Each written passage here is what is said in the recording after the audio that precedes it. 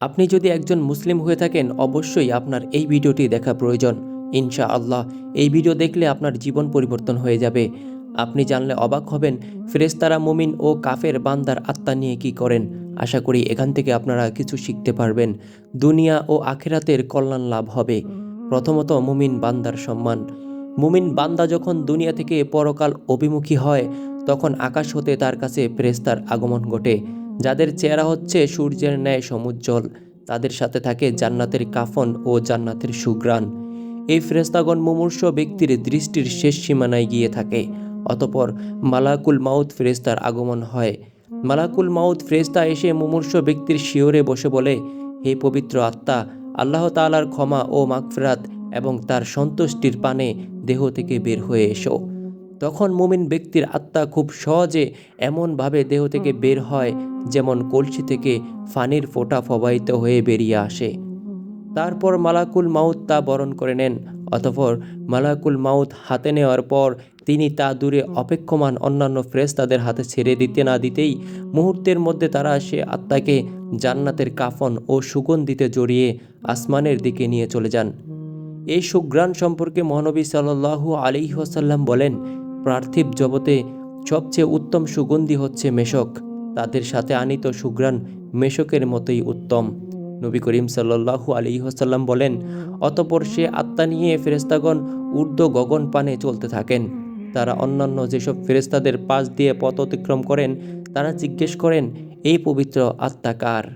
প্রত্যুত্তরে তারা দুনিয়ায় উচ্চারিত সুন্দর নাম উল্লেখ করে বলেন, এ অমুকের পুত্র অমুকের আত্মা। এভাবে তারা প্রথম আকাশে পৌঁছালে প্রথম আকাশের দুয়ার খুলে দেওয়া হয়। অতঃপর তারা এই আত্মাকে নিয়ে আরও ঊর্ধ্ব গগনে যেতে থাকেন। শেষ পর্যন্ত তারা পর্যায়ক্রমে সপ্তম আকাশে পৌঁছান। এই সময় প্রত্যেক আকাশের ফেরেশতাগণ তাকে অন্য আকাশ পর্যন্ত বিদায় ও অভিনন্দন জানান। সপ্তম আকাশে উপনীত হলে আল্লাহ তাআলা বলেন, আমার এ বান্দার নাম ইল্লিনের দপ্তরে লিপিবদ্ধ করো এবং তাকে পুনরায় পৃথিবীতে নিয়ে যাও। কেননা আমি মাটি দ্বারা মানুষ সৃষ্টি করেছি এবং সে মাটিতেই তাকে ফিরিয়ে দেব, আর সে মাটি থেকেই তাকে দ্বিতীয়বার উঠাবো। অতঃপর আত্মাকে তার দেহের মধ্যে রাখা হয়। তারপর তার কাছে দুজন ফেরেশতার আগমন ঘটে। তারা তাকে উঠিয়ে বসান এবং তাকে জিজ্ঞেস করেন, তোমার প্রভু কে? সে বলে, আল্লাহ তাআলা আমার প্রতিপালক। অতঃপর তাকে জিজ্ঞেস করা হয়, তোমার ধর্ম কি? সে বলে, আমার ধর্ম হচ্ছে ইসলাম। পুনরায় তাকে আবার জিজ্ঞেস করা হয়, এই ব্যক্তিকে যাকে তোমাদের কাছে প্রেরণ করা হয়েছিল? প্রত্যুত্তরে সে বলে, ইনি আল্লাহ তাআলার রাসূল। অতঃপর তাকে জিজ্ঞেস করা হয়, তোমার আমল কি? সে বলে, আমি আল্লাহ তাআলার কিতাব পাঠ করেছি আর তা বিশ্বাস করে সে অনুযায়ী মেনে চলেছি। এরপর আসমান থেকে একজন ঘোষক এই ঘোষণা দেন, যা আল্লাহর ঘোষণা, আমার বান্দা সত্য বলেছে, সুতরাং তার জন্য জান্নাতের বিছানা বিছিয়ে দাও, তাকে জান্নাতের কাপড় পরিধান করাও এবং তার জন্য জান্নাতের দিকে একটি দরজা খুলে দাও। অতঃপর তার দিকে জান্নাতের একটি দরজা খুলে দেওয়া হয়। সে দরজা দিয়ে জান্নাতের সুঘ্রাণ এসে তার কাছে পৌঁছায়, আর দৃষ্টির শেষ সীমা পর্যন্ত তার কবরকে প্রশস্ত করা হয়। এরপর খুব সুন্দর পোশাক পরিহিত ও পবিত্র ও সুন্দর সুঘ্রাণ মাখা এক ব্যক্তি এসে তার কাছে বলেন, তুমি সুখ ও আনন্দ ও প্রশান্তির ব্যাপারে সুসংবাদ গ্রহণ করো। এ হচ্ছে সেই দিন যে দিনের আগমন সম্পর্কে তোমাকে প্রতিশ্রুতি দেওয়া হয়েছে।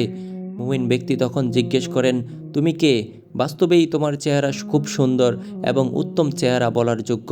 প্রত্যুত্তরে সে বলে, আমি তোমার পুণ্যকর্ম।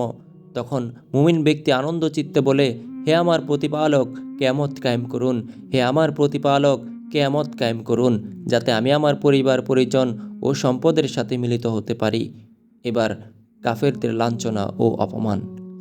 কোনো অবিশ্বাসী কাফের যখন দুনিয়া থেকে বিদায় নেন এবং পরকাল অভিমুখী হয় তখন তার কাছে আকাশ হতে কালো চেহারা বিশিষ্ট কয়েকজন ফেরেশতা অবতরণ করেন। তাদের সাথে থাকে চাটাই। তারা মুমূর্ষু ব্যক্তির দৃষ্টির শেষ সীমানায় গিয়ে বসেন। অতঃপর মালাকুল মাউত ফেরেশতা তার শিয়রে এসে বলেন, হে পাপিষ্ঠ আত্মা, আল্লাহ তাআলার অসন্তুষ্টির পানে ধাবিত হও। মালাকুল মাউতের এই কথা শুনে ওই আত্মা দেহের মধ্যে ছোটাছুটি করতে থাকে। মালাকুল মাউত তার আত্মাকে দেহ থেকে এমন সজোরে বের করে আনেন যেমন ভিজা তুলাকে আগুনের লোহার দ্বারা ছেঁকা দেওয়া হয়। একটু চিন্তা করুন, তখন আপনার আমার অবস্থা কি হবে, কেমন লাগবে। আল্লাহ আমাদের সকলকে মাফ করুন। তারপর মালাকুল মাউত উক্ত আত্মা নিজের হাতে নিয়ে অপেক্ষমান অন্যান্য ফেরেশতাদের হাতে দিতে না দিতেই তারা আত্মাটি নিয়ে দুর্গন্ধময় চাটাইয়ে জড়িয়ে নেন। সে চাটাই থেকে এমন দুর্গন্ধ বের হতে থাকে, পচা ও গলিত মরদেহের দুর্গন্ধে সমস্ত পরিবেশ দুর্গন্ধময় করে তোলে। ওইসব ফেরেশতা ওই পাপিষ্ঠ আত্মাকে নিয়ে আকাশের পানে আরোহণ করেন। পথিমধ্যে যেসব ফেরেশতার সাথে সাক্ষাৎ ঘটে তারা জিজ্ঞেস করেন, এই পাপিষ্ঠ আত্মা কার? ফেরেশতাগণ তখন দুনিয়ায় উচ্চারিত তার নাম উল্লেখ করে বলেন, এ হচ্ছে অমুকের পুত্র, অমুকের আত্মা। তারা এই আত্মা নিয়ে প্রথম আকাশে উপনীত হয়ে আকাশের দরজা খুলতে চান, কিন্তু আকাশের দরজা খোলা সম্ভব হয় না। যেমন আল্লাহ তাআলা বলেছেন, তাদের জন্য আকাশের দরজাসমূহ খোলা হবে না যতক্ষণ না সূচের ছিদ্র দিয়ে উট প্রবাহিত হবে, আর তারা কখনো জান্নাতে প্রবেশ করবে না। সূরা আরাফের। উট কখনো সূচের ছিদ্রপথে যাতায়াত করতে সক্ষম হবে না, আর তাদের জান্নাতে যাওয়াও হবে না। অতঃপর আল্লাহ তাআলা আত্মা বহনকারী ফেরেশতাকে বলবেন, ভূতলের সর্বনিম্ন স্থান সিজ্জিন দপ্তরে এই আত্মার নাম লিপিবদ্ধ করো। তার আত্মাকে সেখান থেকেই সিজ্জিনে নিক্ষেপ করা হয়। এরপর নবী করিম সাল্লাল্লাহু আলাইহি ওয়াসাল্লাম কোরআন মাজিদের এই আয়াতটি পাঠ করেন। আর যারা আল্লাহ তাআলার সাথে কাউকে শরিক করে তাদের জন্য এটাই হবে যে তারা যেন আকাশ থেকে পতিত হয়, তারপর পাখিরা এসে তার মাংস খেয়ে নেবে, অথবা বাতাস তাকে দূর দূরান্তে নিয়ে নিক্ষেপ করবে। সূরা হজ। এরপর সিজ্জিন হতে আত্মাকে তার মরদেহে প্রবেশ করানো হয়। এরপর দুজন ফেরেশতা এসে তাকে উঠিয়ে বসান এবং জিজ্ঞেস করেন, তোমার প্রভু কে? সে বলে, আহা, আমার কিছু জানা নেই। পুনরায় জিজ্ঞেস করা হয়, তোমার ধর্ম কি? সে বলে, আহা, এটাও আমার জানা নাই। অতঃপর তাকে আবার জিজ্ঞেস করা হয়, এই ব্যক্তিকে যাকে তোমার কাছে অর্থাৎ তোমাদের কাছে প্রেরণ করা হয়েছিল? সে বলে, আহা, আমি তো তাকে চিনি না। এই জিজ্ঞাসাবাদ শেষ হওয়ার পর আকাশ থেকে একজন ঘোষক ঘোষণা দেন, এ মিথ্যাবাদী। সে তার প্রতিপালক সম্পর্কে জ্ঞান রাখে, কিন্তু তাকে মানত না। আর যে ধর্ম তাকে দেয়া হয়েছিল সে সম্পর্কে সেও জ্ঞাত ছিল। আর হজরত মুহাম্মদ সাল্লাল্লাহু আলাইহি ওয়াসাল্লামের নবুয়ত সম্পর্কেও সে অবহিত, কিন্তু শাস্তি থেকে বাঁচার জন্য সে নিজেকে মূর্খ ও অজ্ঞরূপে প্রকাশ করেছে। অতএব তার জন্য আগুনের বিছানা বিছিয়ে দাও, জাহান্নামের দিকে তার কবরের একটি দরজা খুলে দাও। জাহান্নামের দিকে একটি দরজা খোলা হলে জাহান্নাম হতে প্রখর তপ্ত বায়ু তার কবরে প্রবাহিত হতে থাকে, আর তার কবরকে এত সংকীর্ণ করা হয় যার ফলে মাটির চাপে তার পাঁজরের হাড়গুলি পরস্পরের বিপরীত দিকে প্রবেশ করে। অতঃপর কুৎসিত চেহারা ও দুর্গন্ধযুক্ত পোশাক পরিহিত এমন একজন লোক তার কাছে আগমন করে, যার দেহ থেকে অসহনীয় দুর্গন্ধ বের হতে থাকে।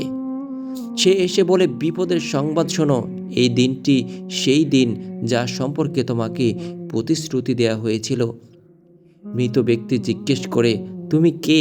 তোমার কুৎসিত চেহারাই বলে তুমি খারাপ সংবাদ বয়ে নিয়ে এসেছ। সে বলে, আমি হচ্ছি তোমার পাপ কর্ম। তখন সে ভয়ে জড়সড় হয়ে বলে, হে আমার প্রতিপালক, তুমি কখনো কিয়ামত কায়েম করো না। মেশকাত শরীফ। আর এক বর্ণনাতে আছে, মুমিন ব্যক্তির আত্মা যখন দেহ থেকে বের হয় তখন আকাশ ও পৃথিবীর সমস্ত ফেরেশতা তার প্রতি রহমত বর্ষণ করতে থাকেন। তার জন্য আকাশের দরজা খুলে দেয়া হয়। প্রত্যেক দরজারক্ষী ফেরেশতা এই বলে আল্লাহর কাছে প্রার্থনা করে যে, এ আত্মাকে আমাদের থেকে আরও ঊর্ধ্বমণ্ডলে নিয়ে যাওয়া হোক। আর কাফের সম্পর্কে বলা হয়েছে, তার আত্মা গলদেশ থেকে অতি কষ্টে বের করা হয়। নবমণ্ডলে ও ভূমণ্ডলের সমস্ত ফেরেশতা তার প্রতি লানত বর্ষণ করতে থাকেন। তার জন্য আকাশের দরজাসমূহ বন্ধ রাখা হয়। প্রত্যেক দরজারক্ষী ফেরেশতা আল্লাহর কাছে এই প্রার্থনা জানায় যে, এই আত্মাকে যেন আমাদের থেকে নিয়ে ঊর্ধ্বমণ্ডলে তুলে নেওয়া হয়। আহমেদ, মেশকাত শরীফ। আজকের ঘটনাটি এই পর্যন্তই। আল্লাহ আমাদের সকলকে বোঝার তৌফিক দান করুক, আমিন। সবাই কমেন্ট বক্সে আমিন লিখে দেবেন ইনশাআল্লাহ। আশা করি আপনারা এখান থেকে কিছু শিখতে পেরেছেন, ঘটনাটি আপনাদের ভালো লেগেছে। আপনাদের কাছে একটি অনুরোধ থাকবে, আমরা সকলেই মুমিন বান্দা হতে চাই, কিন্তু অনেক সময় অনেকেই নামাজ পড়ি না। নামাজ এবং সৎকর্ম ছাড়া তো মুমিন হওয়া যাবে না। তাই সকল মুসলিম ভাই একে অপরের জন্য দোয়া করবেন, যাতে করে সকলেই আল্লাহর মুমিন বান্দা হতে পারি, জান্নাতে যেতে পারি। আমরা আল্লাহর মুমিন বান্দা হতে চাই ইনশাআল্লাহ। আল্লাহ সবাইকে ভালো রাখুক, সুস্থ রাখুক। আল্লাহ হাফেজ। আসসালামু আলাইকুম ওয়া রাহমাতুল্লাহি ওয়া বারাকাতুহু।